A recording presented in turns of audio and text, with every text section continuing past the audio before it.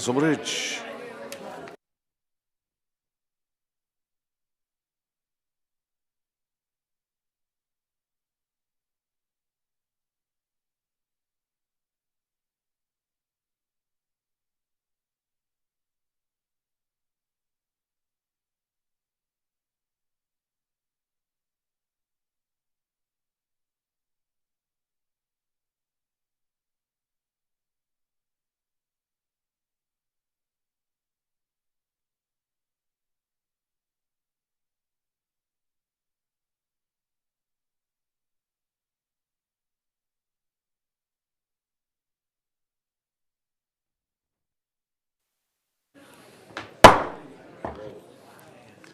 Good evening, everyone. I'm going to call this Board of Supervisor meeting to order. The date is March 17th. The time is 6:33. I'm going to ask everyone to please stand for the Pledge of Allegiance and then remain standing for the invocation from Rabbi Caitlin Bromberg from Congregation Beth Shalom.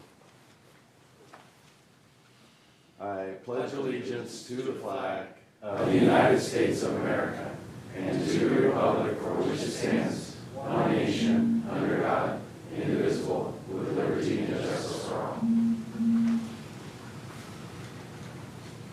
Ribono Shel Olam, source of wisdom and justice.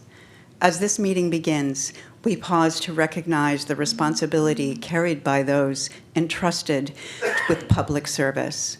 In every generation, communities rely on leaders willing to devote their time, judgment, and care to the well-being of others.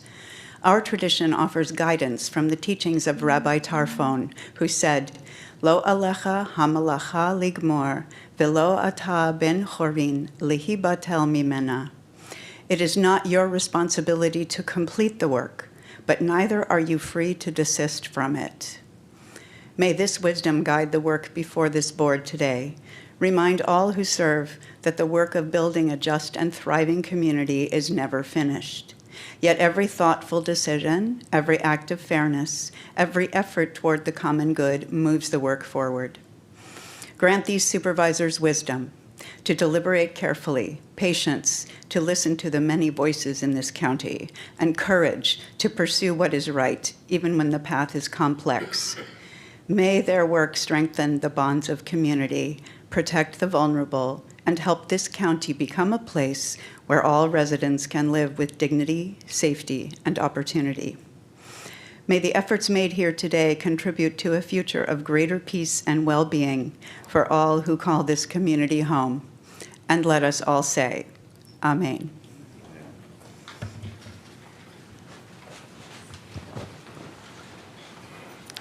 Thank you, Rabbi Bromberg. Okay, we're going to move on to presentations. We do have two presentations this evening. The first one is StanCog's Regional Transportation Plan Update, and Michael Schmidt with Kimberly Horn, as well as Gene Folletta from StanCog will be presenting. Good evening, Chair and Supervisors. There's a PowerPoint. Great.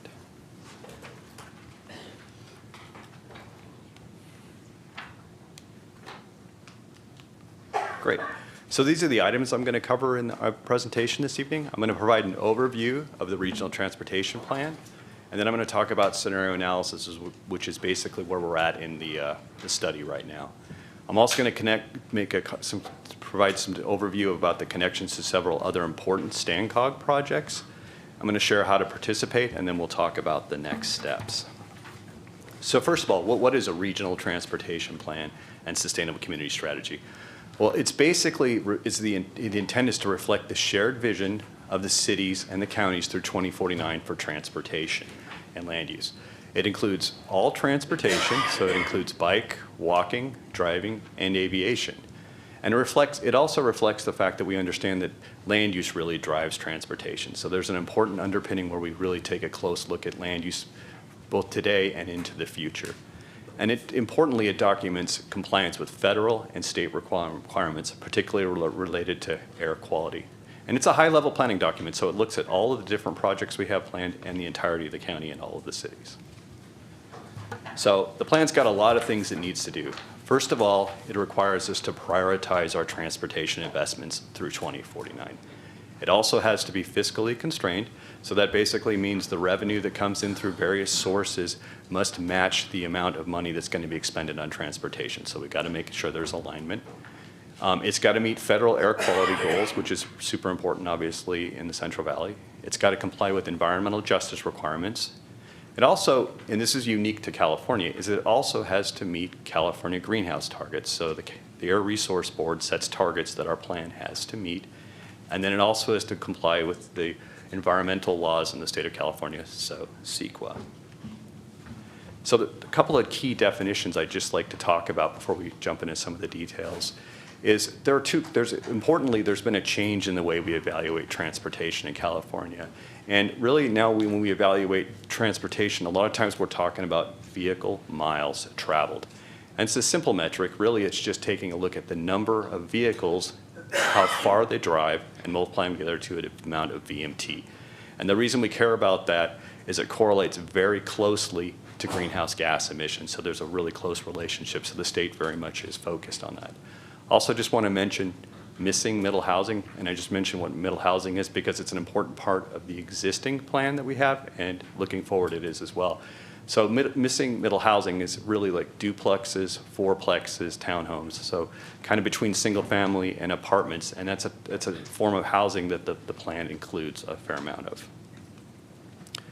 So when we first start the transportation plan, we do a forecast. So we look out to 2049 and say, well, how much growth are we going to experience? And that kind of, obviously we need to understand that so we know what types of transportation improvements we need. And you'll just see that between now and 2024 and 2049, we're forecasting an increase amongst all the cities and the unincorporated part of the county of about 36,000 new folks. And I'll just make the comment that over the last few years, those trends have been dropping in the Central Valley and across the state. The forecasts have been coming down.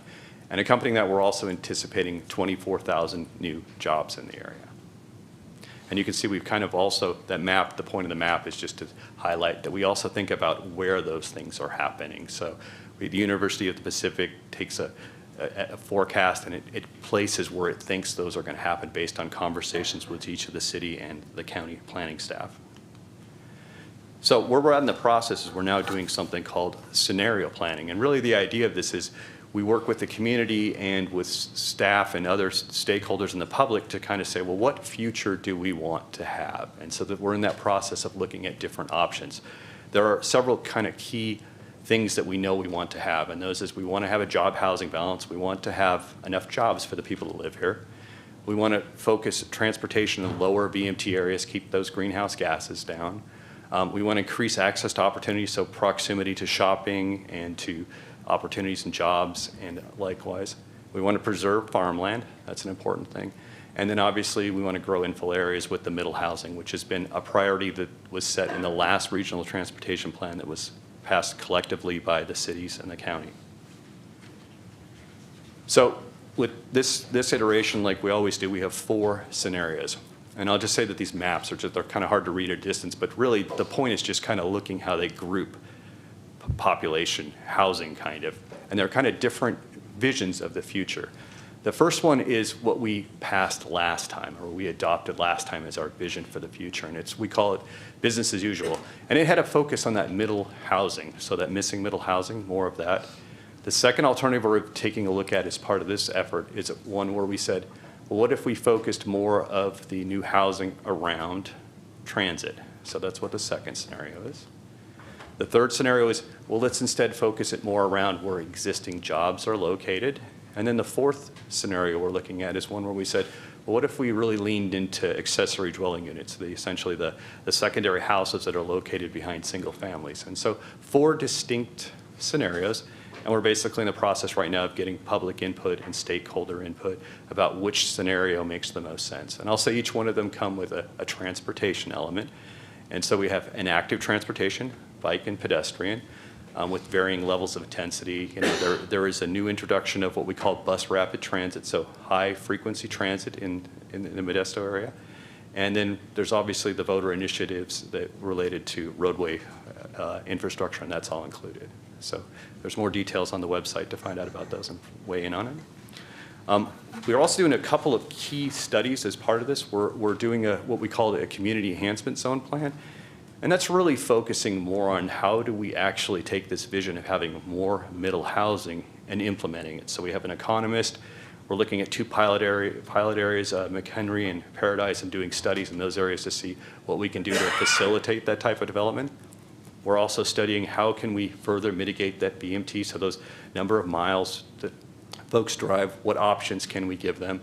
And then we're doing a detailed update on what we call the non-motorized plan, but it's basically a bike and ped study to make sure we're prioritizing the right infrastructure that the community wants. So there's lots of opportunities for input. There's a steering committee, the Valley Vision Steering Committee, which is representative of this planning staff from the cities and the county. We're obviously doing presentations similar to this at all the cities and county as well. We have meetings with the planning staff. We have several key focus group meetings, so we're going to meet with community-based organizations, business leaders, and we're doing it in multiple languages. And then we've got a website where we have a lot of information where you can find out a lot more about everything we're doing, and you can also participate in surveys. And there's an interactive map, so lots of great information on that website. In terms of next steps, we're going to continue outreach. We're going to select a preferred scenario amongst those 4 scenarios. Basically, the StanCog will make a recommendation, the VBS, or our steering committee, and then the policy board, which again represents the cities and the county, will select one and then approve the regional transportation plan. And that will happen in June. We'll actually have the approval of the scenario in April, and then the plan will be approved in June, and it'll be open for public comment through August. And as you can see, we've got a lot of pop-ups and city council meetings going and a lot of different outreach. So thank you very much for your time. So, Michael, one quick question for you. You talk about the bike ped, but we've had discussions at the COG before about truly connecting communities, meaning Turlock to Waterford to Houston and Patterson to Modesto, not just Patterson to Newman. And whose responsibility is that? Does that come out of the regional transportation plan, or does that have to be through the COG or some other mechanism? Great question. That's a critical focus of what we're doing right now. And you've characterized it right, that really StanCog's job is to kind of look at those bigger connections of the most important big facilities.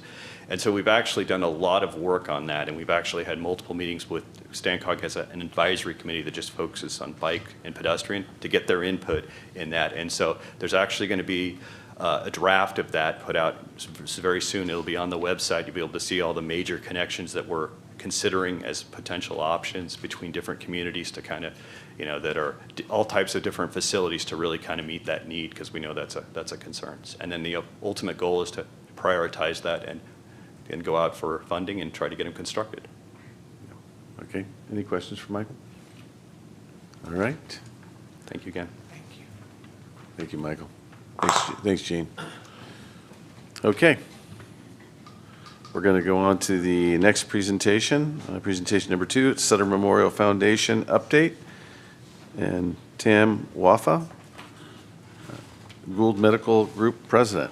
Did I say that right? Yes. All Thank you right. very much, Chairman and the supervisors, for your time tonight. I'm here to speak to you about Gould Medical Group, which is your, let's see if I can get the slides to work. Sorry. Which is basically your Stanislaus County's medical group since 1945. So a little bit about me, Tam Waffa. I've been with Sutter Gould for about 20 years here living in Modesto. I'm an anesthesiologist. I've done different leadership roles with the group. I was elected as the CEO and president recently. So I thought I'd come and give county supervisors a little bit of primer on who Gould Medical Group is. Founded in 1948, it was the first multi-specialty medical group actually in Northern California. These two brothers trained at the Mayo Clinic, and when they saw integrated healthcare, they thought that's the good way to practice, and they brought that back to Modesto. The reason they ended up in Modesto is interesting is because one of them married a lady from Ripon, and her father was the first physician in the area. His name was Ned Gould, so the group is named after the father-in-law of one of the founders. We're also one of the first groups to have a female physician as partner. In 1948, Evelyn Mayman was a prominent part of the group. A little bit about the history. I discussed already Ned Gould. There's some pictures of the early days. The bottom picture there is actually McFeeters Hospital. That was one of the first hospitals in Modesto. Where the Doubletree Hotel is right across from there, of course. That was the founding hospital for the town. Ripon Hospital is a picture above. It was a small hospital in Ripon that burnt down, and then Ned Gould moved the hospital down to Modesto. Started with 5 physicians, and now we have 560, so quite a bit of growth. We had 1 care location in 1948. Now we have 41 total. That includes both Stanislaus and San Joaquin counties. And in 1986, we formed the foundation model. In 1993, we became part of the Sutter Health. 1955 was a big year in the history of Gould Medical Group. We had 16 physicians and built a building on 600 Coffee Road, moved out of downtown. It was outfitted for 50 physicians, so they planned a lot of growth and had all the things you'd need at that point. These are the current services that are available in Stanislaus County. It's an extensive list. Essentially, you can get any type of medical care that the average person would need. And since we're part of an integrated healthcare system, so things like transplant surgery are very complicated things we do send out, but essentially most things that a person would need are here in town. This is our service area. We've been growing quite a bit, as I mentioned. We have 540 clinicians. This year we're going to be at 600 plus. We're hiring about 88 physicians and nurse practitioners, PAs in 2026. We have 1,400 employees that are non-physicians in the foundation, so quite a big workforce, as well as, of course, Memorial Medical Center has another 5,000 employees as well. The vision is for the group to keep growing. By 2029, we want to be at about 900 plus clinicians and have 46 care centers. Some of the contributions that Gould physicians have made over the years, this is Dr. Wernick. He started the county's EMS program, the paramedic program, in 1974. Before him, there was no paramedic program, and the ambulance services were then were set up and trained by him. We were instrumental in finding Memorial Medical Center. The founding of that hospital occurred in 1971. It was actually a collaboration between the healthcare organization here and the physicians. So today, where are we at? You see the clinician growth. We are very committed, obviously, to this region. This is our home, so we want to really grow here and increase the depth and breadth of our services in Stanislaus County. We're also, as we grow, we're growing with the eye on what the community needs. We need more obstetricians, so we're hiring more obstetricians. We need specialized cancer physicians like gynecologic oncologists. We need specialized stroke physicians, so we're hiring neurointerventionalists that can go in and fish out a clot from someone who just had a stroke.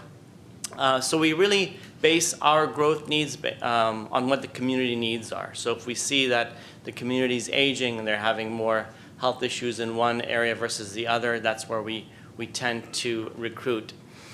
We also do quite a bit of community service. I'm going to hit on a few highlights. We have our philanthropy organization, which actually contributes directly to many different causes, but specifically I want to call out the scholarships. Every year we give $5,000, $10,000 scholarships to people from Stanislaus and San Joaquin counties. This year's recipient, 3 of them were from Stanislaus County. They're studying at UC Davis or in Touro University. They all plan to come back home.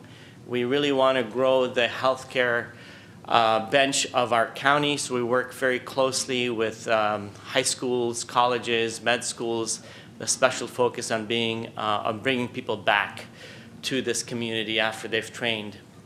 We also provide a lot of food and housing crisis types of services to families, and we continue to grow our philanthropy services in this county. These are just some of the events we've had. It's too many to go through, but essentially dozens and dozens of participating individuals from our group with a partnership with various organizations in the community. I'm not going to go through each of these. We have workforce development programs that we carry out with 2 high schools officially to grow, again, the interest and help the youth in our community gain medical experience. It starts very early with high school, and then we work as well, as I mentioned, with the colleges and universities as well as medical schools nationwide. We also got tired of recruiting doctors, so we decided to grow our own. We've started a 37 medical resident, a nationally accredited residency program at Memorial Medical Center. So we're growing 37 doctors per year in Modesto. Those are all primary care doctors, family medicine and internal medicine. And we're planning to extend to a small anesthesiology and pulmonary critical care fellowships in the next 2 years. As I mentioned before, dozens of medical students from throughout the U.S. actually come to this area to rotate through our clinics. We're really growing that as well. This is a picture of the 37 or so docs who are in the pipeline coming to us. And we're very hopeful we can keep most of them in the community. So that's a quick overview. Just something else that's coming up. You're probably all aware of the cancer and ambulatory surgery center that we're building right across the hospital. It's quite a big investment. It's about $380 million investment. Should bring about 600 jobs total, not counting the physician jobs to the community. We believe it'll have a great impact economically as well as for healthcare in the community as well. That's projected to open in 2029. So I'll close with our mission, patients first, people always, and then our vision to be the most comprehensive, integrated, and connected health system for getting and staying well. I thank you for your time, and I can take any questions. Dr. Waffa, thank you very much for coming in. Any questions or comments? Thank you for coming in. Yeah. Thank you for your appreciate it. time. Thank you. Okay. We're going to go ahead and move on to the public comment period. Acknowledge any written comments. We do have none on the public comment period. I'm going to go ahead and open the public comment period. Public comment is time for those in attendance to speak on items that are not already on today's agenda. Please state your name for the record. Direct all comments toward the dais. And so is fair for every speaker. Please keep your comments limited to 5 minutes. Anyone want to come forward? I do have, oh. Are you Hillary? Yes. Perfect. All right. Good evening, supervisors. My name is Hillary Moak. I'm the Central Valley Program Director for Yosemite Rivers Alliance, formerly known as Tuolumne River Trust, and I'm here this evening to invite you all to our upcoming event, Modesto Rec Fest. I've brought flyers for everyone that I'll drop off. Our event's going to be held on Saturday, May 2nd from 9 a.m. to 1 p.m. at the Tuolumne River Regional Park, we'll be at the Gateway Park, which is just adjacent to downtown, right behind Stanislaus Foods off of South Morton Boulevard. This is a free, family-friendly recreation event that features a wide variety of different activities that are going to be available for the public to engage in. There will be guided bike rides, nature walks, paddling, youth fishing clinic, disc golf, and orienteering courses. All activities are free, with all equipment, safety gear, and guidance provided as well. We like to highlight this event because it's a truly grassroots and collaborative event that relies on the strength of partnerships to bring communities together outdoors. The Tuolumne River Regional Park is such an important feature of Stanislaus County, and we hope that you can celebrate with us this May. So thank you. Hillary, thank you so much for coming in. I think great things are happening down there. Yes, definitely. Well, watch out when you go under the 7th Street Bridge. Because it's coming down. Anyone else for public comment? All right, seeing none, I'll close the public comment period. We're going to move on to the consent calendar. Before the board takes action on the consent calendar, does anyone in the audience wish to provide any public comment on any of the matters on the consent calendar? We did receive one written document regarding item, I wrote it down, C4? Yeah, on C4. Okay, yeah. I would also like to mention that item number B20 that is addressing the Farm Worker Advisory Committee, we're going to go ahead and remove that item from today's agenda and potentially bring it back at a later date. We did receive some additional resources that might help us be able to fill some spots on that committee. So before we bring this item, we want to make sure we exhaust all opportunities. So we're going to remove that, and that'll be removed from today's agenda. Perfect. And I want to acknowledge Perfecto Munoz's work on trying to help us move this forward. All right, seeing no one in the audience, any board member want to pull any items? Okay, seeing none, I'll entertain a motion. Motion to approve. A motion and a second to approve the consent calendar minus farm worker. All those in favor say aye. Aye. Opposed? Motion carries 5-0. Thank you. I'm impressed. Normally, this is the time when all the department heads get up and leave, but they have to stick around for budget today. All right, so we're going to move on to our first discussion item. I'm getting there. I'm getting there. Discussion item, consideration of the approval of the 2006 mid-year financial report. Jody Hayes. Okay, good evening, everybody, and thank you for being here for this mid-year budget presentation item. Just a couple of brief comments before I turn it over to the team here. First is I just want to acknowledge that our budget performance is tracking with what our normal expectations would be at this midway point of the fiscal year. Of course, budget is really driven by our revenue trends, and those continue to demonstrate what we'd expected for this fiscal year, which is characterized, I think, as slowing and modest growth.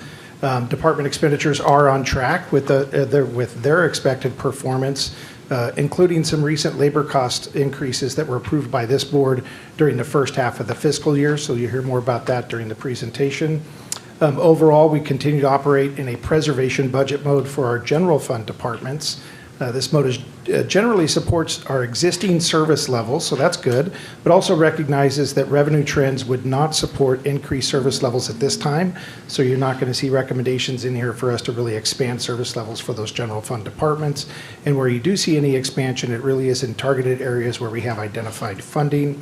And then the last note is that we are using the mid-year process to complete some reconciliation for some department fund balance, particularly the Health Services Agency, which you'll hear about more in the presentation, as well as reconciling allocated positions that would take the action of remove vacant unfunded positions that are no longer appropriate to remain in our spending plan because they are unfunded and we can no longer support them. So with that, I'd love to introduce the team of speakers. We have quite a lineup here with you this evening. First, Deputy Executive Officer Ryan Loop is here, and he'll be supported by Jennifer Jaquez, as well as Misty Ferreira, Amanda Keaton, Joshua Woolworth, and you just can't present a budget on March 17th without St. Patrick Kavanaugh, who's right over there. He'll be joining a little bit later as well. And then as tradition, we like to enjoy it includes some of our departments to participate and to share some of the work that they're doing with your budgeted resources. We have a great lineup tonight with Eric Klevmeyer from the Office of Emergency Services, Jose Michel with Aging and Veteran Services, and Linda Penfold, your Agricultural Commissioner and Sealer of Weights and Measures. Ryan, it's all yours.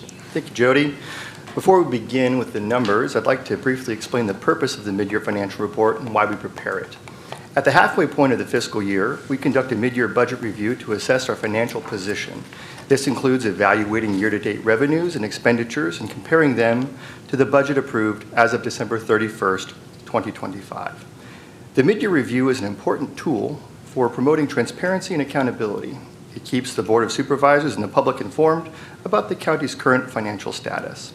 It also gives us the opportunity to make timely adjustments, ensuring that resources continue to align with our highest priorities. Most importantly, this review helps departments remain on track financially, reduces the risk of year-end shortfalls, and supports a stable overall fiscal outlook. All of this analysis, along with any recommended budget adjustments, are compiled into the 2026 mid-year financial report. In totality, the recommended 2026 mid-year budget totals $1.98 billion, just shy of that $2 billion mark, and supports 4,763 allocated positions across the organization. This represents a net $43.4 million in adjustments to the legal budget. The chart on the screen shows how the county's budget has progressed since the 2026 adopted budget, approved by the board in September of 2025, and the legal budget as of December 2025. Legal budget refers to the budget at a specific point in time and includes the totality of the adopted budget and any subsequent board-approved adjustments, as well as encumbrances, carried over from the prior fiscal year. Budget adjustments identified through the mid-year financial report are applied to the legal budget and become the mid-year budget. At mid-year, departments submitted budget requests totaling over $46.5 million. Of these, $43.5 million in adjustments are being recommended today. This is an increase of 2.2% over the legal budget, funded by $51.6 million in departmental revenue and the use of $14.5 million in department fund balance. This results in a return of $22.7 million to the general fund. The mid-year budget recommendations account for about 93% of those requests considered. During the evaluation and recommendation process, various mitigation strategies were identified. Some needs were deferred to future considerations, and others were not recommended due to limited funding, all with the overall health of the organization in mind. We refer to that gap in funded recommendations for departments as unmet needs, and these totaled approximately $3.2 million at this cycle. If approved as recommended, the 2026 mid-year budget will total $1.98 billion, as I said earlier, funded with $1.41 billion in department revenue, $208.6 million in the use of department fund balance, and $352.9 million in net county cost or general fund. That's a $91 million increase over the adopted budget, or almost 5%. On the screen there and inside the report, you can see a breakdown of the appropriations inclusive of the recommendations contained in the mid-year budget by board priority area, with the general distribution largely unchanged since that point. That being said, there are many important individual recommendations impacting departments and the use of general funds and general fund balance, which will be discussed later on in the presentation. We'll move on now to an overview of discretionary revenue with Misty. Misty? Okay, discretionary revenue is the county's largest source of funding for the general fund. Final revenue posting of property tax was not available when adopted budget was submitted. So at mid-year, we are simply truing up primarily property tax revenue and recognizing one-time benefits. At mid-year, the recommendation is to increase discretionary revenue by $3.8 million as compared to the adopted budget level presented in September 2025. The primary contributors to this increase are $1.9 million from the fiscal year 2025 year-end true-up of property taxes for final postings and $1.5 million resulting from the dissolution of the City of Riverbank Successor Agency. The dissolution results in the balance of a $15 million fiduciary trust fund that will now be allocated and distributed to the remaining taxing entities. As a result, Stanislaus County will receive a one-time benefit from the trust fund of $1.5 million. From an overall perspective, the largest contributor to discretionary revenue is property taxes, which at mid-year totaled $199.9 million, representing just over 60% of projected revenue. This is followed by $62.6 million, or just under 19%, in public safety sales tax, also known as Proposition 172 funding, and $33.7 million, or just over 10%, in sales and use taxes. All other categories totaled $36.2 million, making up approximately 11% of the revenue budgeted for a total recommended discretionary revenue of $332.5 million. As indicated prior, while our revenue is continuing to grow, the rate of growth is slowing. For example, the historical growth rate for property taxes has been approximately 4.3%. However, this year we are on track with a lower growth rate of approximately 3.5%, and our best estimates for next year is even more limited growth of approximately 2.5%, which would equate to a reduction in growth of approximately $2 million. The chart on the screen identifies the actual annual discretionary revenue received from fiscal year 2026 through fiscal year 2025. This includes the fiscal year 2026 mid-year budget recommended levels. At this level of $332.5 million, fiscal year 2026 discretionary revenue reflects a growth below the 10-year average of 6.2%, with a projected increase of 1.4% over fiscal year 2025 year-end actuals. Of note, our fair market value of investment adjustments that occurred in fiscal years 2022 and 2023. These represent the portion of investments purchased with pooled cash that is eligible to the county general fund and recorded as general discretionary revenue. The two orange bars indicate where receipts would have ended without these material adjustments in those 2 years, helping to better illustrate the slowed revenue growth experienced recently and anticipated to continue through fiscal year 2026. Discretionary revenue is one of the critical revenue variables used to project budget resources for the future in the county's long-range model. Annual budget analysis is completed with attention to the multi-year general fund long-range model, which provides guidance for financial decisions and a level of confidence around the sustainability of critical services to the community for years to come. The long-range model for fiscal year 2026 has been completed through budget years 2030. The long-range model reflects annual discretionary revenue growth forecast at 3.3% on average per year over the next 5 years, with departmental revenue anticipated to grow 1% annually over the same period. Base general fund costs are projected to increase 4.5% annually on average over the next several years. This will require additional use of general fund reserves to balance the budget, along with other one-time funding solutions and balancing strategies to mitigate projected annual budget deficits. This diagram is intended to display the impact of the county general fund should various spending scenarios materialize.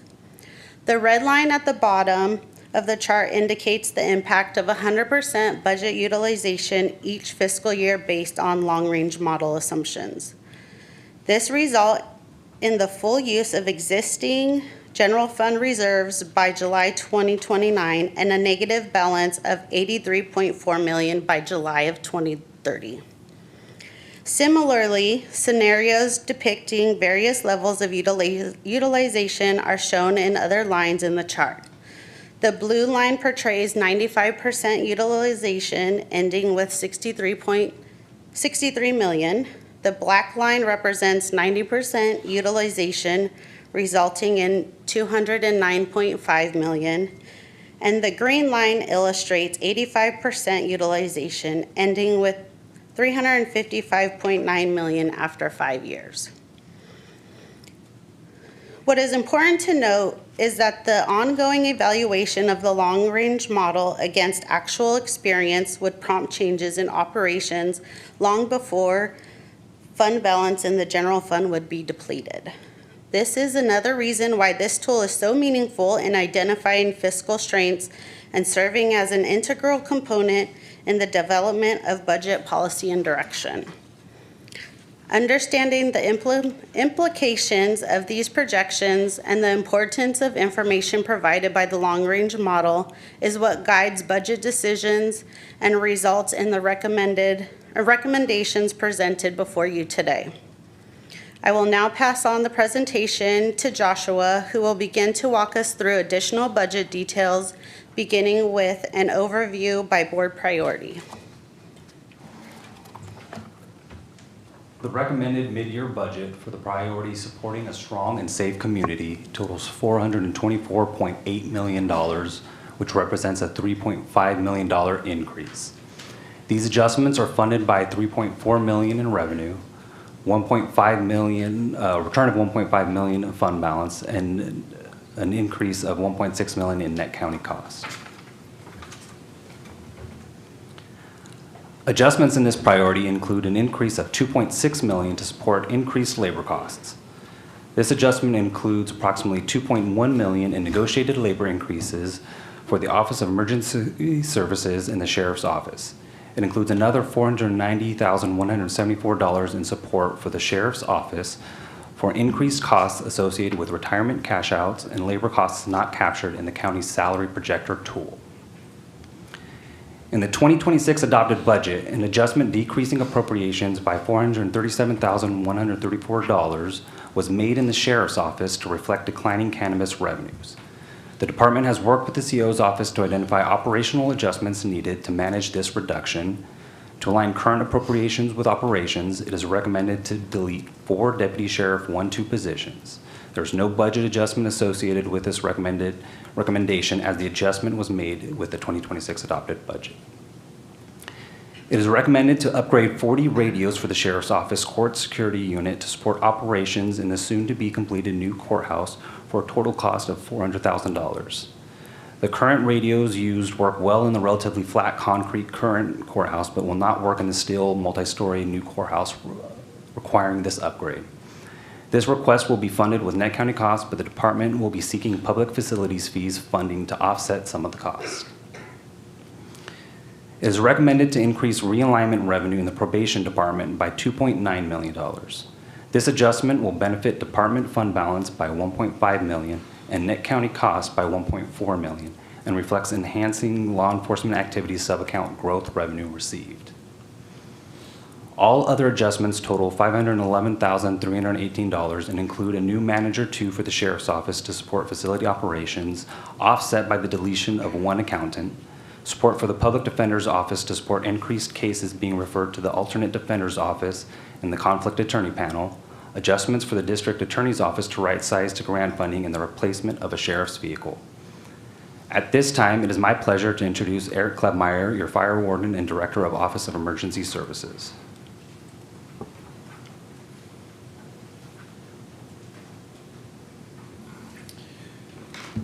Good evening, Chairman Chiesa, members of the board, CEO Hayes, County Council Bowes. Thank you for the opportunity to provide a brief update on the work of the Office of Emergency Services and highlight some of the ways that our team continues to strengthen and the safety and resilience across our county. Our Emergency Management Division continues to strengthen the county's ability to prepare for, respond to, and recover from emergencies and disasters. We do this through coordinated planning, community engagement, and maintaining the operational readiness of our Emergency Operations Center, or EOC. OES maintains several countywide emergency plans, count the number of times I say plan, including the Local Hazard Mitigation Plan, Emergency Operations Plan, and the county's Continuity of Operations Plan. These plans are regularly reviewed and updated to meet local, state, and federal requirements, and our team continually works to strengthen them as the needs of the county evolve. Over the past year, the emergency management team has delivered more than 4,500 hours of training to over 350 participants. This includes ICS courses, EOC management team training, and participation in drills covering a broad range of emergency scenarios, from earthquakes to dam failures and large-scale wildfire events. I'm very proud to share that we also held our first annual Preparedness Day event in September of last year during National Preparedness Month. This event brought together more than 30 participating agencies and partners to provide emergency preparedness resources to the community. And of course, I would be remiss if I didn't bring up our emergency notification system, StanAware. StanAware is a mass notification platform that's opt-in for our community, and I encourage everyone to visit stanaware.com and sign up for notifications. And if you care to have notifications for your loved ones' addresses, you can add those as well. The Office of the Fire Warden partners with all fire agencies in the county and the support of the Stanislaus County Fire Authority to provide fire services for everyone. Recently, the Fire Prevention Division distributed more than 1,400 smoke detectors throughout the community in an effort to reduce fire-related injuries and fatalities. With grant funding, we also acquired a fire safety trailer and propane fire extinguisher prop to support our growing fire safety education program, which includes school demonstrations and public outreach.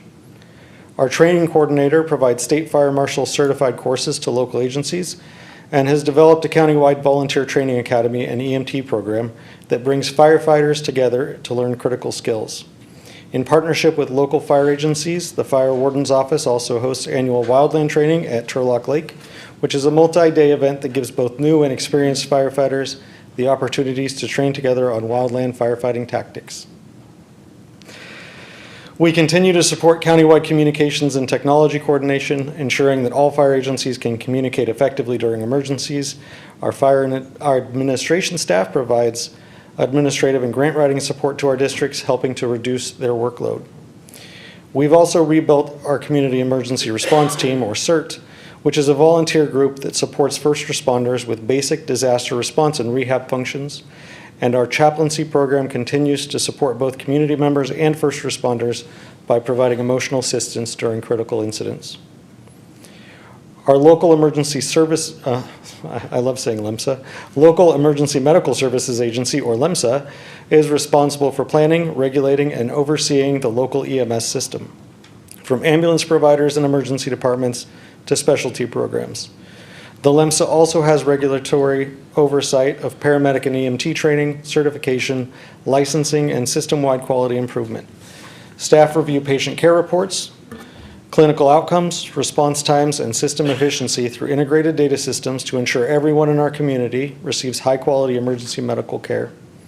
The LEMSA is currently completing a comprehensive EMS system assessment, which reviews every component of the EMS system, from 911 call intake to ambulance deployment, fire first response, clinical care, data systems, behavioral health coordination, and financial sustainability.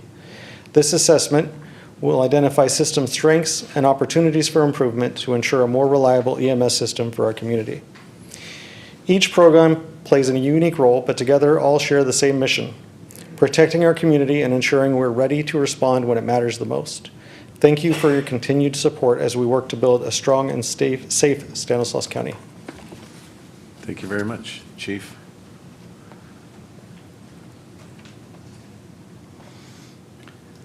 The recommended mid-year budget for the priority supporting a healthy community totals $778.2 million. This is an increase of $42.9 million. These adjustments are funded by a $26.4 million increase in revenue, a $16.5 million increase in the use of department fund balance, and there's no net county cost change.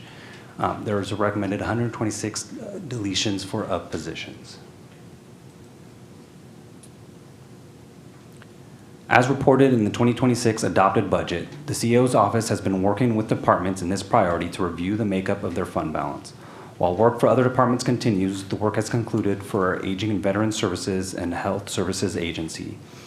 AVS will be returning $391,867 of general fund, and HSA will be returning $20.5 million of net county costs to the general fund. Recommended adjustments reflected in the mid-year budget represent the appropriations needed for the departments to transfer the funds to the general fund. An increase in appropriations for behavioral health and recovery services of $4 million is recommended to support increased contracts with vendors to address increased service level needs within the community and ensure uninterrupted services. An increase of $15.1 million in BHRS is recommended to support reimbursing Doctors Behavioral Health Center for the difference between contracted rates and actual Medi-Cal rates. Half of this adjustment represents transferring funds from the department's Behavioral Health and Recovery Services budget to the managed care budget, with the remaining half representing the actual payment to DBHC. It is recommended to increase appropriations and estimated revenue by $575,672 in AVS to support federal and state Older Americans Act funding for congregate nutrition, home-delivered meals, supportive services, disease prevention, and family caregiver services. All other adjustments total approximately $2.3 million and include adjustments for AVS to align with funding sources related to the SNAP Ed and PEARLS programs, adjustments for BHRS to reclass several positions to align with actual staffing, fully fund the public guardian budget, support salary costs, extra help and cost allocation plan charges, and adjustments for HSA deleting 3 positions in part due to the termination of the CalFresh Healthy Living Program, and aligning to funding sources in the EMS funds to fully utilize available EMS funds for uncompensated medical care costs. Additionally, these adjustments include the deletion of 123 unfunded positions, with 111 from the Community Services Agency, 7 from the Department of Child Support Services, and 5 from HSA. Of the positions recommended for deletion, 80% have been vacant for over 1 year, and their deletion is not expected to affect the department's current service levels. CSA did review all positions in the support divisions, including administration, finance, and operations, to determine if there were any positions that were vacant and could be recommended for deletion as well. At this time, I am pleased to introduce Jose Michel, the Director of Aging and Veteran Services.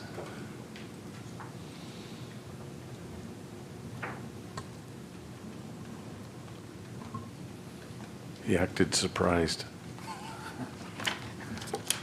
Yeah, we told him 2 minutes ago. Good evening, Chairman Kesa, CEO Hayes, County Council Bowes, and members of the board. My name is Jose Michel, and I want to thank you for the opportunity to highlight the mission and work of the Department of Aging and Veteran Services. There are some of the team.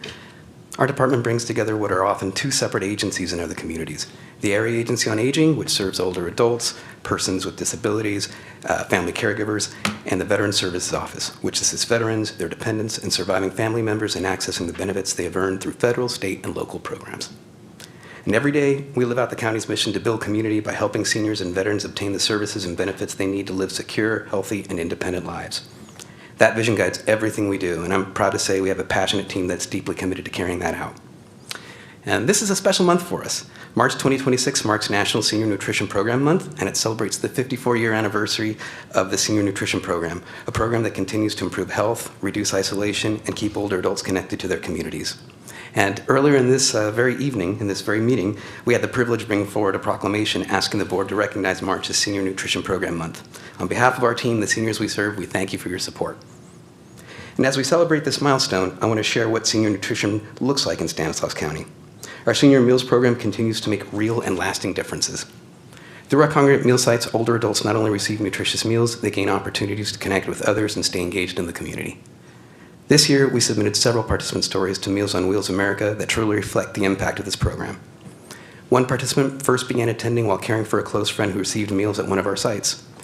After her friend passed away, she continued attending because she didn't want to lose the sense of community she built there. And despite surviving multiple strokes and undergoing open heart surgery, she still attends regularly and says the people at the center have become her family. Another participant, a retiree who spent many years working in maintenance, shared that living on a fixed income makes the program essential in helping stretch his food budget. But he added it's the friendships and the daily interactions that keep him coming back. So just as our nutrition program nourishes the body, many of our other services help seniors address complex questions and challenges. For many older adults, the first point of contact is our information and assistance program. Often people call us not knowing where to begin. So our staff take the time to listen, answer questions, and connect them with the resources that help them to continue to live safely and independently. We also recognize that behind many older adults are family members providing care, often while juggling their own jobs and responsibilities. So our Family Caregiver Support Program provides those caregivers with education, resources, and respite services so they don't have to navigate those challenges alone. And some of our programs offer even more intensive support. Our Multi-Purpose Senior Services Program, MSSP, provides case management to older adults with chronic health conditions who might otherwise face premature placement in long-term care. And I'm proud to share that our MSSP site was recently recognized by the California Department of Aging as a top-performing program for its delivery of high-quality, person-centered care.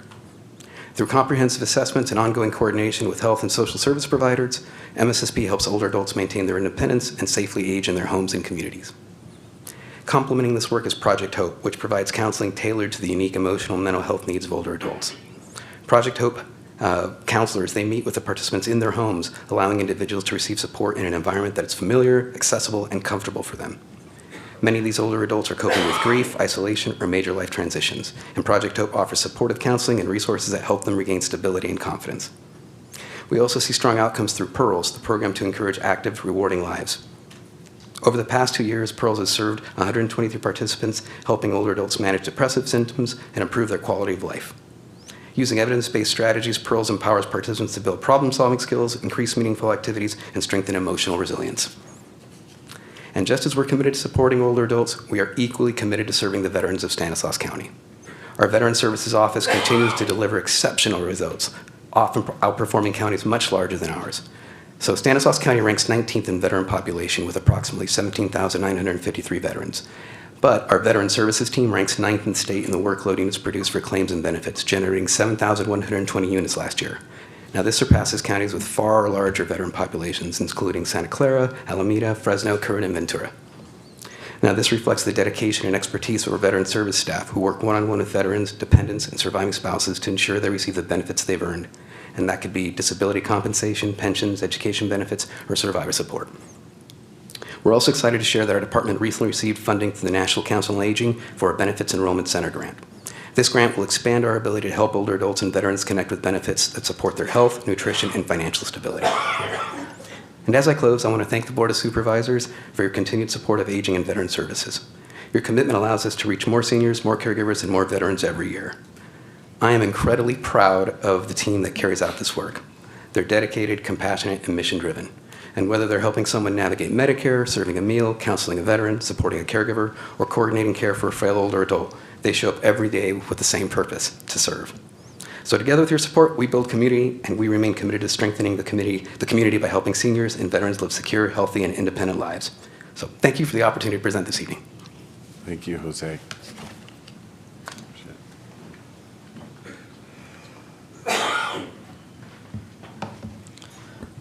Excuse me. Good evening. I'm Patrick Cavanaugh, Senior Management Consultant.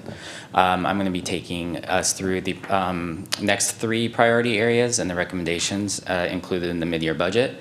For departments developing a high-performing economy, recommendations, the total mid-year budget is $35 million, and recommendations for this priority net zero and do not increase or decrease the legal budget. The only budget adjustment in this priority area is for the Agricultural Commissioner. They have identified $225,000 of salary savings, which we're recommending to transfer to fixed assets to support workspace renovations for staff that are located at the Agricultural Center. It's expected that these improvements will increase workspace efficiencies. Recommendations also include the deletion of 12 unfunded long-term vacant positions in workforce development to align the allocated position count with funding. And before I continue to the other priority areas, I want to introduce Linda Pinfold, the county's Agricultural Commissioner and Sealer of Weights and Measures. Thank you.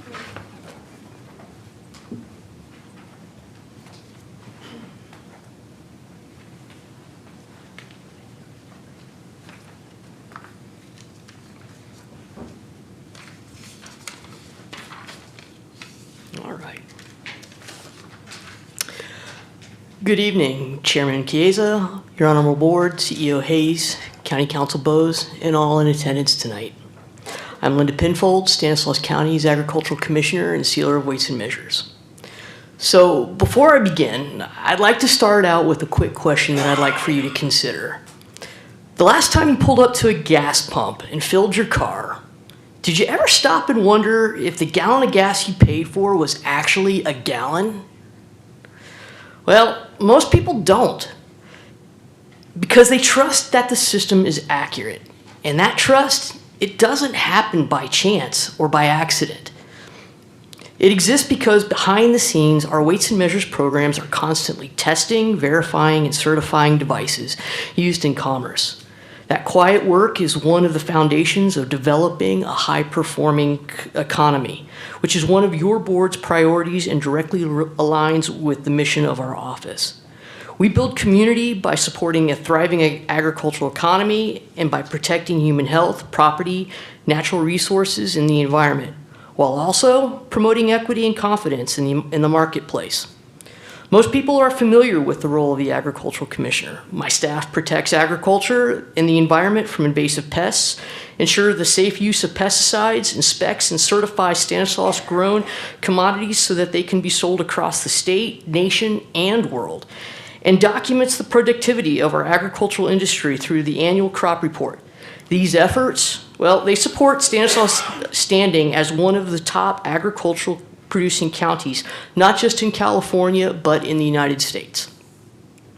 But I want to highlight a part of our work that many people don't see, yet they rely on every single day. And that's our role as the county's sealer of weights and measures. Weights and measures is one of the oldest forms of consumer protection in the world, dating back more than 5,000 years.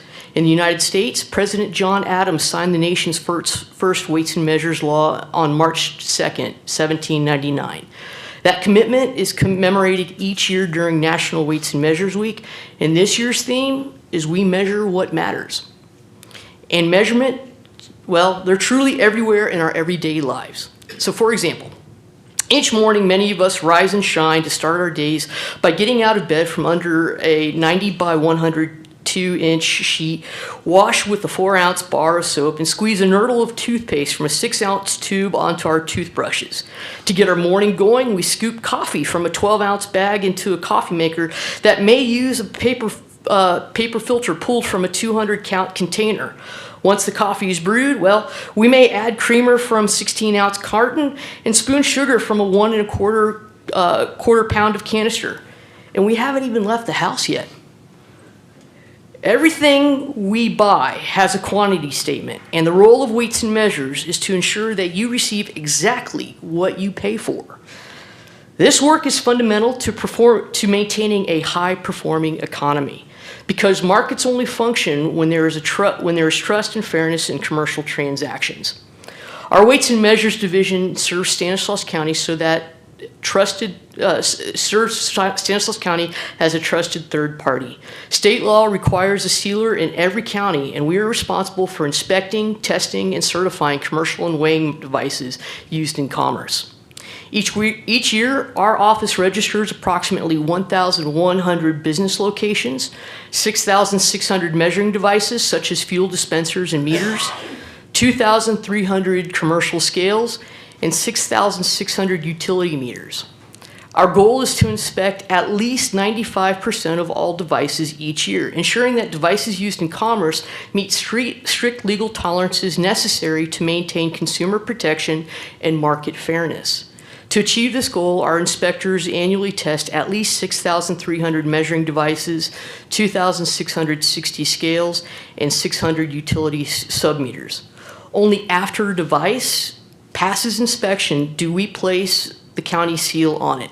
There's a photo of the county seal that you can see that we're using this year to celebrate our country's 250th anniversary. So that seal, it tells consumers that device has been tested, verified for accuracy, and approved for commercial use. Weights and measures laws create a level playing field, ensuring that businesses compete fairly and that no one gains an advantage through inaccurate equipment or misleading measurements. For businesses, this means fair competition in the marketplace, protection from financial loss due to inaccurate equipment, compliance with state laws, and increased consumer confidence. For consumers, it means that they can trust that that gallon of gas, pound of produce, or whatever they buy that's packaged, that it's exactly what it claims to be. Our inspectors verify the accuracy of devices ranging from gas pumps and grocery store scales to taximeters, utility submeters, price scanners, and packaged goods labeling. We also conduct undercover test purchases to ensure transactions are accurate and prices that are charged match those that are advertised.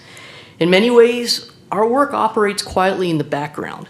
Much like running water or electricity, most people don't know or notice that there's something wrong or something is not right unless something does go wrong. But when those issues arise, our office investigates and responds. We take every complaint seriously and we ensure each one is addressed. So when you think about weights and measures, you can think of us as the third party in every commercial transaction. There's the buyer, there's the seller, and then there's the sealer, quietly ensuring the transaction is fair for everyone involved. So by maintaining accuracy, transparency, and confidence in the marketplace, our work supports consumer protection, promotes business integrity, and reinforces the economy foundation that allows Stanislaus to grow and prosper. In short, we measure what matters. because trust in commerce is essential to a high-performing economy. Thank you all for this opportunity to present to you. I also want to wish everybody not only a happy St. Patrick's Day, but also today is National Agriculture Day too. Thank you. Thank you very much. You definitely had our rapt attention, and my takeaway tonight is there's buyers, sellers, and sealers. I love that. I love that. Thanks, Linda. The recommended 2026 mid-year budget for the Department promoting lifelong learning totals $23.3 million.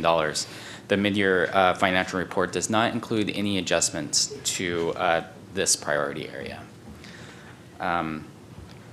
The recommended 2026 mid-year budget for the department's enhancing community infrastructure total $270.3 million, a decrease of $2.5 million. Revenue is also recommended adjustments for revenue is $1.2 million less, decreasing revenue by $1.2 million.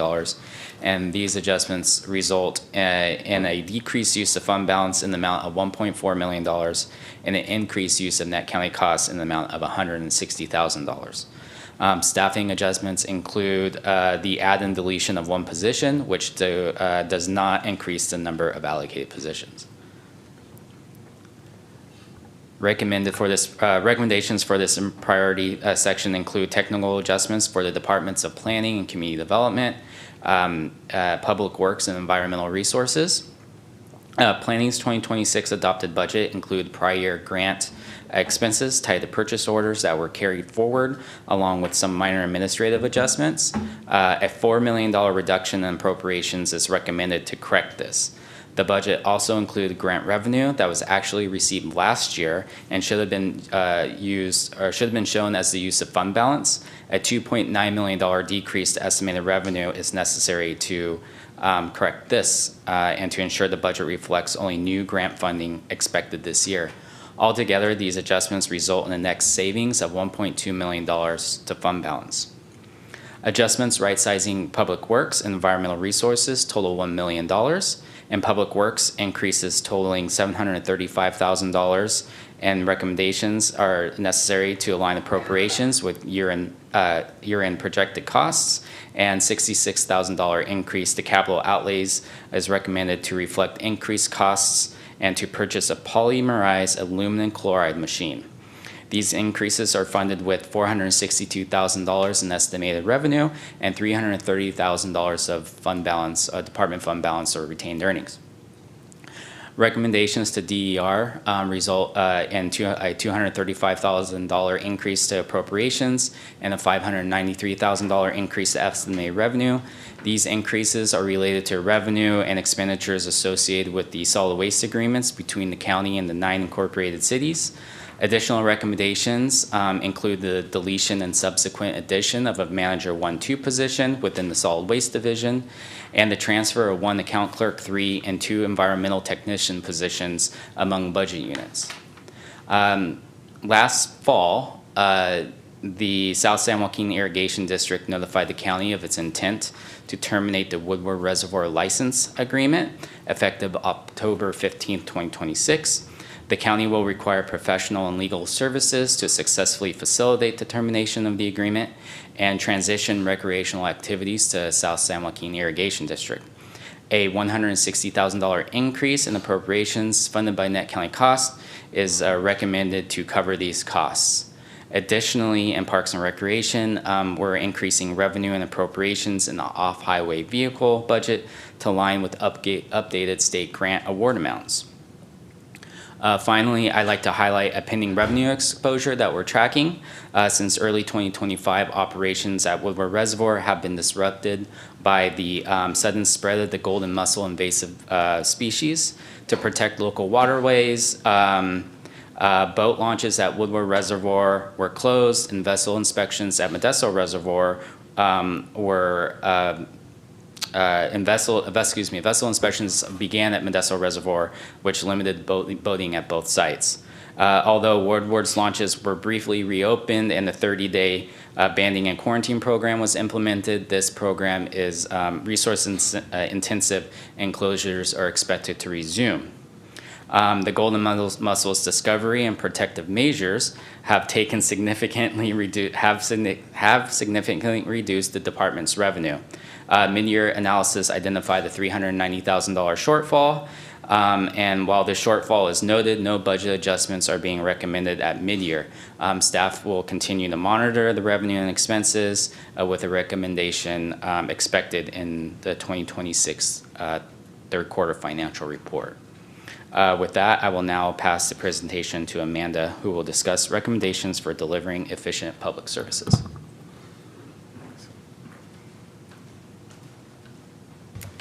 Good evening.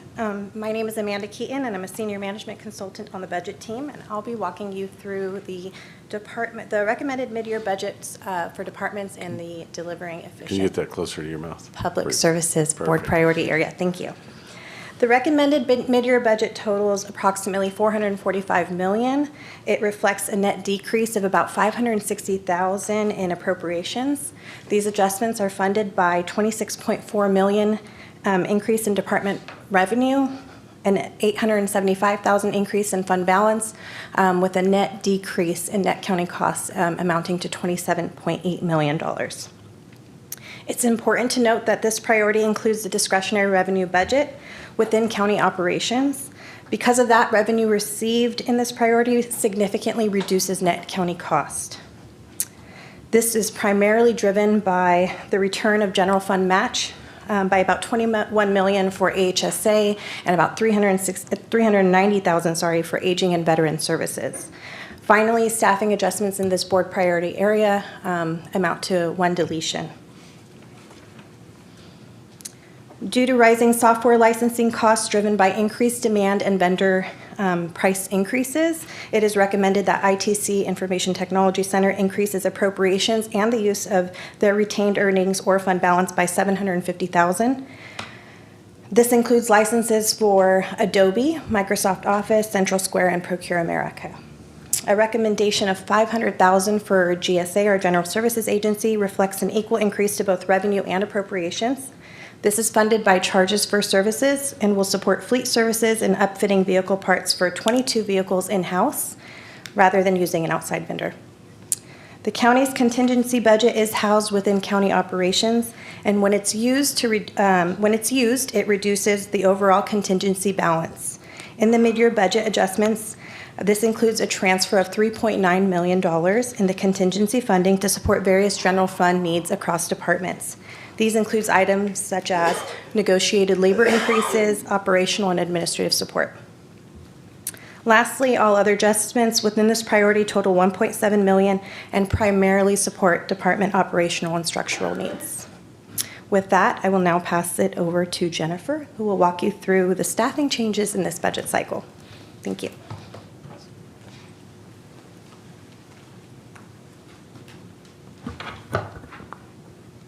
Good evening. My name is Jennifer Hawkes with CEO HR, and I will be presenting the staffing portion of today's presentation. The 2026 first quarter financial report authorized 4,905 allocated positions. Since that time, additional staffing adjustments resulting in a net increase of 1 position have been approved through separate board actions. These adjustments bring the current allocation total to 4,906. The 2026 mid-year budget recommends deleting a net total of 143 vacant positions. If approved, the county's total authorized position count would decrease to 4,763. The county staffing strategy began with the 2026 adopted budget, which introduced a 2-phased approach to reduce vacancies and align the budget with the more realistic and manageable position allocation. Phase 1 focuses on unfunded positions. These are positions that are allocated but do not have active funding, which artificially inflates the position counts and misrepresents the true staffing capacity and cost structure. As part of the 2026 first quarter financial report, departments identified 135 unfunded positions. Of these, 107 have been vacant for more than 12 months. After review, the recommendation is to delete these positions as part of the mid-year financial report. This action completes phase 1 of the staffing strategy. Looking ahead, phase two will focus on long-standing vacant positions. Staff will evaluate strategies to balance normal turnover through attrition while addressing positions that remain vacant for extended periods. The mid-year budget includes the deletion of 4 positions for departments supporting a strong and safe community.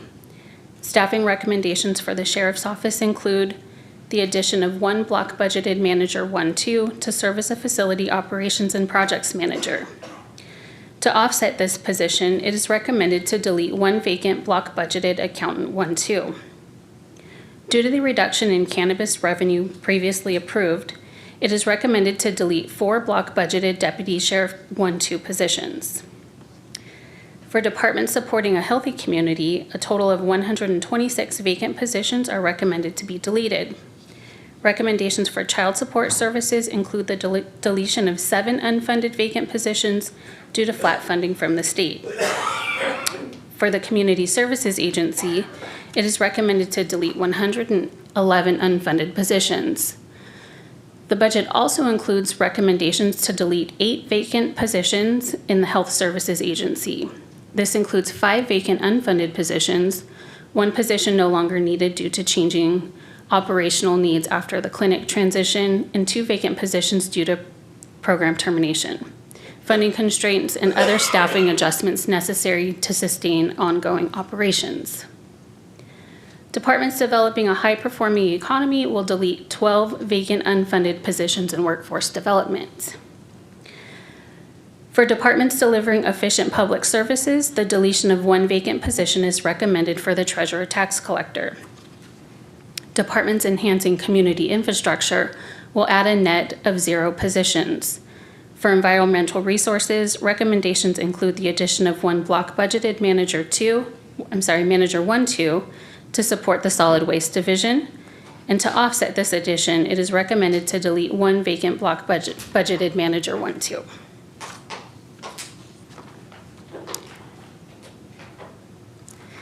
This chart illustrates the number of full-time allocated positions represented by the blue line at the top and the number of full-time employees represented by the green line below from July 1st, 2007 through January 1st, 2026.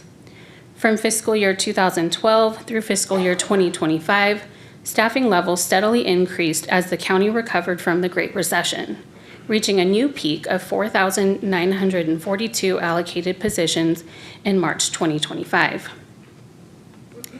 The allocation count of 4,763 positions is slightly below that peak, reflecting a decrease of 179 positions, or approximately 3.6% from March 2025. The recommended 2026 mid-year budget includes a net decrease of 143 positions, primarily due to the deletion of unfunded positions, bringing the total allocation count to 4,763 positions. This adjustment is expected to lower the vacancy rate to 10.2%. This vacancy rate chart on the screen shows that the county's vacancy rate was 16.9% in July of 2022. Since that time, the county implemented the Employee Choice Bonus Plan to help stabilize the workforce. This plan was designed for active full-time employees, allowing them to select one of 3 bonus incentive options, including 168 hours paid in cash, additional leave time, or paid into deferred compensation. Each option is structured to be paid over 3 annual installments. On April 29, 2025, the board approved a 1-year extension of the Employee Choice Bonus Plan for new hires hired through June 30, 2026. The board also authorized the Chief Executive Office to evaluate the merits of extending the plan for the upcoming fiscal year, each mid-year budget cycle. As of January 1st, 2026, the vacancy rate has decreased to 12.8%. As previously noted, with the recommended mid-year budget staffing adjustments, the vacancy rate is projected to further decrease to approximately 10.2%. This progress is also reflected in recruitment activity, as shown in the recruitment per fiscal year chart on the screen. Recruitment activity has steadily declined from 490 total recruitments in fiscal year 22-23, which was an average of 41 per month, to a current average of 30 recruitments per month. As more positions remain filled and turnover decreases, the number of recruitments needed each year naturally declines. Overall, the Employee Choice Bonus Plan has produced positive results, with lower vacancy rates, fewer recruitments, and a more stable workforce to support the county's operations and public services. The Chief Executive Office reviewed available budget resources and evaluated the performance of the Employee Choice Bonus Plan. Based on that analysis, it is now recommended that the plan continue only for hard-to-recruit and hard-to-fill classifications for new employees hired between July 1st, 2026 and June 30th, 2027. This targeted approach focuses incentives on the classifications facing the greatest recruitment challenges, reduces overall program costs, and continues to provide eligible new hires with flexibility in choosing from the available incentive options. This concludes the staffing portion of the presentation, and I'll pass it back to Ryan. Thank you. Thanks, Jennifer. All right. As we conclude this presentation for your board's consideration, I want to provide a brief overview of the budget controls that guide our efforts to end the year in a positive fiscal position, as well as the general fund's role as the payer of last resort. The county is required to sustain operations while managing within the budgeted appropriations approved by the Board of Supervisors. These controls ensure that departments finish the year in a positive fiscal position. For departments that receive general fund support, there is an added requirement. They must operate within their existing net county cost or general fund allocation. Departments are expected to prioritize the use of external revenues, including realignment and community corrections partnership funds, before relying on net county cost.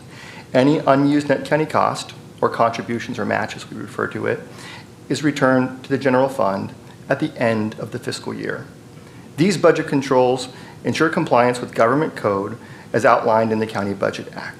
While the county has consistently adhered to these requirements, the period following the Great Recession allowed us more flexibility to respond to emerging needs. However, slowed growth in discretionary revenue, along with pending federal and state changes, has placed us on a more cautious path since the start of the last fiscal year. While mid-year is the point at which departments conduct an in-depth analysis to develop year-end projections and inform budget decisions, it's not unusual to pause at this stage and continue monitoring actual expenditures and revenue rather than make adjustments immediately.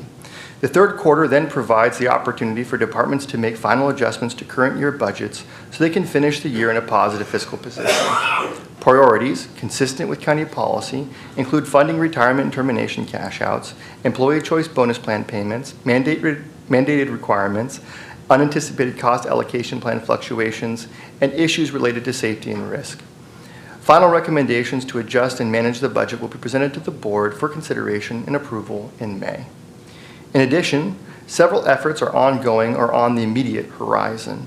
This includes implementation of new federal rules, most notably H.R. 1, as well as local program changes, such as those occurring within Parks and Recreation. Staff will also continue conducting fund balance analysis, similar to the work completed in AAA and VETS and the HSA under the Supporting Community Health Priority Area. These efforts are part of the organization's broader commitment to responsive and strategic financial stewardship. Looking slightly further ahead, staff plan to bring forward a temporary rollover budget during the proposed budget cycle. This approach will allow for a more informed zero-based budgeting analysis of the general fund departments and ultimately lead to a more strategically developed recommended adopted budget. As referenced by Jennifer, the Human Relations team will also continue to advance its work in addressing long-standing vacancies across the organization. In short, as I have learned in my very brief time as the budget director, excellent budgetary work is a continuous, ongoing process. You can find nearly 2 decades of the county's budget online at the county's website, with the mid-year financial report posted following its acceptance by your board. To bring us home here, staff recommendations are, as presented in the agenda item, are also on the screen here, which I'm happy to summarize for you. Number 1, accept the Chief Executive Officer's 2026 mid-year financial report. 2, authorize the Chief Executive Officer and the Auditor Controller to make the necessary budget adjustments as contained therein. 3, authorize the use of approximately $3.9 million in appropriations for contingencies. 4, amend the salary and position allocation resolution as recommended. 5, approve compensation changes for unrepresented management attorney positions. 6, approve an amendment to the recruitment and retention bonus plan to limit eligibility to hard recruit and hard to fill classifications. And finally, 7, direct the chief executive officer and his designees to work with department heads to closely monitor spending and recognition of revenue within budget authority and instruct departments to make operational changes as needed to remain within the legal budget appropriations. That concludes our presentation. I'm happy to field any questions you may have at this time. All right. Any questions of staff? Seeing none at this time, I'm going to go ahead and open the public hearing. I'm going to acknowledge we don't have any public or written comments. Anyone wishing to speak on this, please come up to the dais. Seeing no one, I'm going to close the public hearing and bring it back for comments and/or motion. Motion to approve, with the caveat, as always, that there was hours and hours of briefings, and we appreciate everything. So any decision made today is not taken lightly, but we've had most of our questions answered through our briefing process, and we thank staff for the very in-depth briefings. I'll just add it before we finalize this, just add the same thing. As always, very impressed in what you guys do and the numbers you put together here. It's so nice to be able to get these updates and to be able to have the confidence to make the decisions based on that. We know we have good information coming from you guys. And the world is not ending here, but it has slowed down as far as our county budget. And it's just, we have a lot of confidence in the numbers you guys are providing us and help us make good decisions, and very much support. And thank you guys for all what you've done, especially tonight. I know a lot of you had to step up tonight and do some things that you didn't plan to tonight. And thank you all for doing that. Thank you, Mr. Chair. I'd just like to thank all the presenters, the budget team.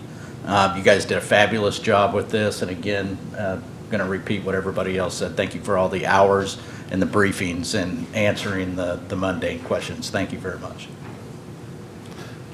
Joshua, Ryan, Jennifer, Mitzi, Amanda, Patrick, Linda, Chief, and Jose, thank you very much. Again, that was a great presentation, and I appreciate your attention to detail always. And I know we've done this many times in private, but it's always good for us to be reminded on a continual basis because things change. I didn't have a second to Supervisor Graywall's motion. I'll second it. Okay, now we have a second. All right, no other comments? All those in favor say aye. Aye. Opposed? No. Motion passes 4-1. Okay, now we're going to move on. Thank you all to the department heads. Going to move on to the item 2, discussion item, approval to declare an emergency in accordance with the Public Contract Code, Section 22050, for some emergency repairs. Hey, why is Sam. I guess we're not good with entertainment.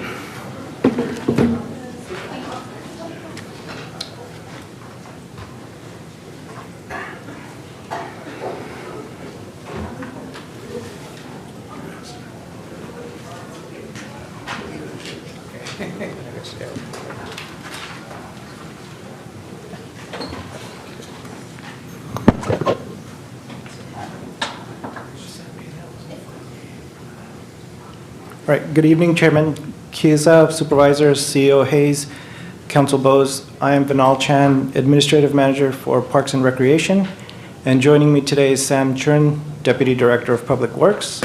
We are here to request that the Board of Supervisors declare an emergency under California Public Contract Code Section 22050 to authorize immediate repairs to the Basso Bridge and Old LaGrange Bridge pedestrian structures. These county-maintained bridges provide access to recreation areas, fishing locations, and river crossings along the Tuolumne River corridor. They support activities such as fishing, wildlife viewing, and casual paddling, making them valued outdoor destinations for residents and visitors. The Basso Bridge, which was built in 1911, is located in Stanislaus County, just off Highway 132, southwest of the town of LaGrange. It spans the upper reach of the Tuolumne River within the LaGrange Regional Park and was retired from vehicular traffic and converted to a pedestrian-only bridge in 1987. The old LaGrange Bridge was built around 1914 and is located in the unincorporated community of LaGrange in Stanislaus County. It is situated on Old LaGrange Road, crossing the Tuolumne River near the LaGrange Historical Park and just west of Turlock Lake State Recreation Area. The bridge formerly served as a vehicular crossing, and it also was converted to a pedestrian-only use in 1989. All right. So in July 2024, the Department of Parks and Recreation contracted with Interwest Consulting Group to oversee a comprehensive structural evaluation of the bridges. Consor Engineering, a sub-consultant to Interwest, conducted bridge inspections in November of 2024 to evaluate the structural condition of the bridges with an emphasis on the timber components and safety features of the bridges. The final engineering report documented significant deterioration across several structural elements, which included advanced deteriorations in multiple timber components, including failed caps, decayed columns, and compromised load-bearing members requiring urgent stabilization. Upon review by the Department of Public Works project team, several deficiencies were determined to present immediate structural and safety concerns requiring urgent corrective action. Old LaGrange Bridge, structural findings. Under National Bridge Inspection Standards, the bridge substructure received a rating of 4 out of 9, reflecting heavy deterioration of timber columns and bent caps that support the bridge deck. The timber cap at bent 10 has completely failed, while several other columns exhibit advanced decay and measurable section loss, creating a risk of sudden localized structural collapse. Bridge railings also rated poor due to missing rails and posts, increasing the potential for fall hazards and pedestrians attempting to cross the structures. For Basso Bridge, bearing areas at east abutment and Pier 2 show visible sagging, while timber bents displayed advanced rot and deterioration, further compromising the structural stability of the bridge. Timber stringers within span 2 through 4 received a rating of 4, which is deemed poor under the National Bridge Inspection Standard due to advanced deterioration and structural weakening. Stringer 14 has completely failed and no longer provides load carrying capacity, significantly reducing structural redundancy and increasing risk under pedestrian loading. So currently there is a osprey nest at Basso Bridge, and this particular nest may need to be safely removed or relocated following proper authorization with California Fish and Wildlife. A determination will be made as to whether the nest can remain in place or needs to be moved. If relocation is necessary, a platform structure will, as pictured to the right there, will be installed nearby. An example, again, showed on the right there. As for the emergency repairs, the bridge was closed to the public on February 24, 2026. The actual cost of repairs is not yet known, but estimated to be about $300,000 per bridge. Staff will return to the Board of Supervisors with updates on costs. Staff will provide updates to the board every 14 days per Public Contract Code 2205C1. Repair work is tentatively scheduled to start in April, and staff will return to the Board of Supervisors with an expected completion date. 6 staff recommendations are before the board for approval to address emergency repairs to the Basso and Old LaGrange bridges in accordance with California Public Contract Code. They're declare an emergency pursuant to California Public Contract Code Section 22050. Approve staff's recommendation to proceed with immediate repairs. By a 4/5 vote, adopt the required findings as presented. Direct the Director of Public Works to serve as the project manager. Authorize the project manager to procure equipment and supplies and to execute contracts necessary to complete the work. Require Parks and Recreation to provide a status update at the next scheduled board meeting and every 14 days thereafter until the project is complete. For updates on our projects and events, please visit our website or follow us on social media, and staff are available for any questions regarding this presentation. Anyone have any questions? I have just a a maintenance question. Since these bridges were designated as pedestrian bridges, do they not have to do annual inspections on these bridges? Yeah, they're not part of what we call the NBI, National Bridge Inventory bridges, such as the vehicular bridges that is managed by Public Works. Those ones, every 2 years, there's an inspection report that's done by Caltrans provided to us, and there's maintenance recommendations that we try to perform. And currently, there are a couple of projects in Public Works' project list in which we are trying to go out and do maintenance on quite a few actually bridges throughout the county. Okay, so they wouldn't be part of the program where, at least we would have caught it, the bridge and its decay at some point may have been a little cheaper. I'm only bringing this up because it's timely for tomorrow. The public asked us to keep 7th Street Bridge, the old one, as a PED bridge, and both parks departments, city and county, begged us, no more parks bridges. They can't afford them. And it's sad, but it's true. Both these bridges are expensive, and the parks departments can't afford them. So it's really about affordability. But I thought I'd mention that because we're in the process of demoing 7th Street Bridge. So there you go. Thanks, Dave. Thanks. Any other comments? Okay. I'm going to acknowledge that we do not have any public comment on this, but I'm going to open up the public comment period. Anyone that wants to comment, please come forward. Seeing none, I'll bring it back. I just want to say that at Basso Bridge, it's the best place to launch when you're going to paddle down the Tuolumne River on the upper river, because that's the most beautiful area. And then before you get down too far, and then the LaGrange Bridge, the old LaGrange Bridge, is a great site to watch the salmon spawn from. So nice to have that, it's high enough that you can see down. Great. Okay, I'll entertain a motion. Motion to approve. Second. A motion and a second to approve. All those in favor say aye. Aye. Opposed? Motion carries 5-0. Thanks, Vanel. Sam, thank you. Parks Director. Okay, going to move on to correspondence. Acknowledge receipt of correspondence and refer as recommended on the agenda. Board of Supervisors reports. I'm going to start right over here.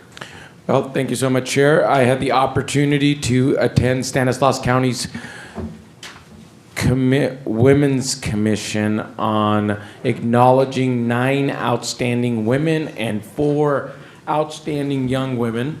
All of them were outstanding in everything they do, but I think the showstopper for me was a young gal from Grigori High School who got a full ride scholarship to MIT. First one from Stanislaus County in any recent history to get that type of academic scholarship. So again, all 13 of them were amazing, but MIT full ride scholarship. She really made an impression in her application because she tutored children and peers that were having a hard time in calculus B and C. As someone that didn't surpass pre-calculus in high school, I was very impressed. Nothing. I just wanted to report out, week before last, the Regional Policy Council, which is made up of the 8 Valley counties, sent up 2 people, Rosa Scutia-Braden and myself, Councilwoman Rosa Scutia-Braden. The topics, we met with our local delegation up in Sacramento, talked about air quality, widening Highway 99 to 3 lanes all the way through the valley, transit and rail, and fix-it first funding. And again, if you're not continually up there sticking up for yourself, you'll be left behind. So it was a great opportunity. And as Dave said, tomorrow is the groundbreaking of the new 7th Street Bridge, and that will be 9 o'clock, and they're meeting on the Crow's Landing side of 9th Street for the event. It'll give you one last opportunity to walk across the bridge if you want to join us. Okay, going to move on to legislative fiscal management report. A few items to report on this evening. I think everybody's well aware that there continues to be this limited federal government shutdown that is really only impacting the Department of Homeland Security at this point. and I'm sure causing much frustrations for any of our community members who happen to be traveling. And so lots of coverage on that that's out there. Want to recognize this is the season for submitting appropriations requests at the federal and state level. So we have submitted funding requests on behalf of the county to Senators Schiff and Padilla at the federal level in support of several projects, including the Colorado Rouse Neighborhood Infrastructure Project. The final phase of that project, excuse me, our Emergency Operations Center improvements. The two bridge improvement projects we just discussed, we're submitting requests for both of those projects, as well as the Sheriff's Threat Assessment Center Radio Infrastructure Project, a critical project for public safety here in our community. In addition to those requests, we have offered letters of support for other local organizations and partners that are submitting their own requests. Some of those include the City of Modesto, Community Health Centers of America, Turlock Irrigation District, and Stanislaus Regional Housing Authority. And you already covered that tomorrow at 9 a.m. we have our bridge, or I guess our groundbreaking ceremony for the 7th Street Bridge. And final note is just want to make sure the community and everybody knows, yes, the lines are being preserved. We will do that. Thank you. Thank you very much. If there's nothing else for the good of the order, since I threw my agenda away, this meeting is adjourned.